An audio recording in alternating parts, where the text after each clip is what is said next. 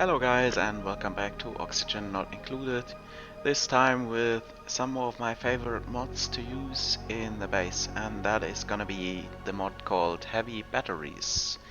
Well, as the name is already telling you, it provides extra battery and also an extra transformer option to the game. And in this video I'm just gonna go through all of them and compare them with their vanilla versions as well.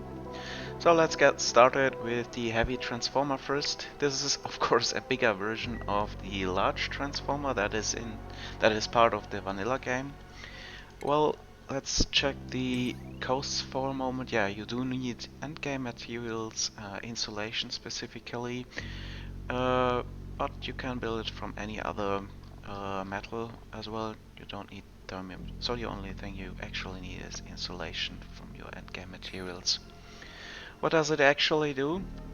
It allows to produce extra amounts of, provides extra amount of power at the secondary circuit, so to say, limited to 12 kilowatts, and for that we are going to have to deal with losses of 5 kDTU.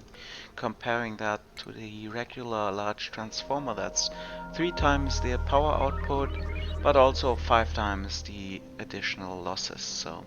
But still, I think this is a very decent option for your base, because that way you don't need to build so many transformers all around your base and have so many secondary circuits attached to your transformers as well, so this could be a decent option instead of the large pole transformer.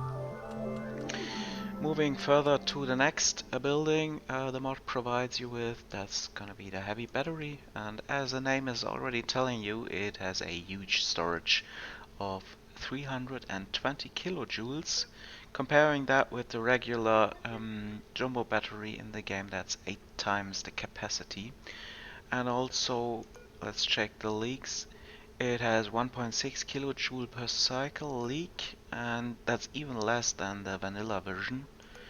But we do receive twice the amount of heat. That's kinda physically not correct probably, or the balancing is not ideal. But still, this is a very decent option in your game to store a lot more power and have less amounts of space occupied by jumbo batteries. So keep that one in mind. Moving further to the next building that is provided by the mod, that's the heavy smart battery. Compared to the smart battery of the vanilla game, the vanilla version provides a power capacity of 20 kilojoules, and the mod version has 8 times the capacity as well. That's 160 kilojoules, so you might need a lot less of space, so to say, to have the storage in your base. Still, I have to stress a point here that you still need multiple smart batteries connected to different power sources. In case you want to automate them, you will need a smart battery anyway. It's not depending on the capacity. So maybe the heavy smart battery is not so much needed in your base, but still it could be a decent option.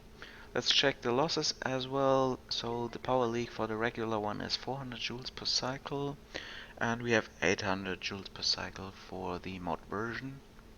And also compare the heat, 800 DTU versus 500 DTU. So that's like 3/4 additional heat produced with twice the power leak, so to say. Okay, I don't think that's a big difference, or will not make a big difference in your base. Moving further to the last building that is added by the mod, and that is a unique version or a unique building. There's no relative, so to say, in the vanilla game. That's gonna be the emergency battery. Now this building could be one of the most interesting ones in this mod, because it has no losses. It basically stores all the energy it has received forever and will never leak anything. The only way you can reduce the capacity or reduce the energy stored in the battery is, of course, when you drain it through your power grid. It also provides an automation just like the smart battery, which is probably needed as well, but there's a downside to it as well because it only stores half of the power that is being invested in the battery or sent to this battery. So you have 50% losses when you feed the battery actually. So what kind of uses could there be in your base? For instance, if you have solar panels in your base, let's check. No, I don't have some of them. They will produce or generate power depending on the light situation in your base, and you can infinitely store that in your emergency batteries forever. And you won't have to deal with the losses. So for instance, if you have huge amounts of solar energy, you could just store it in there for later. This talking about the capacity, it's some way limited to just 25 kilojoules. That's just 25% more than a regular smart battery would provide in capacity. That's not so much. What else could you use that for? For instance, if you have a power consumer that can never or is not allowed to ever run out of power, for instance, like let's say your water pumps that are feeding your, where is it? Where is it actually? Ah, it's under radiation. Your water pumps feeding your research reactors. They can never stop because otherwise you will have an explosion eventually.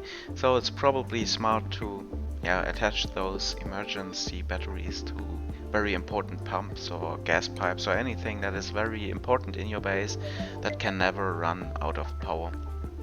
So I think this is pretty much it for this mod. If you have any questions, please let me know in the comments below.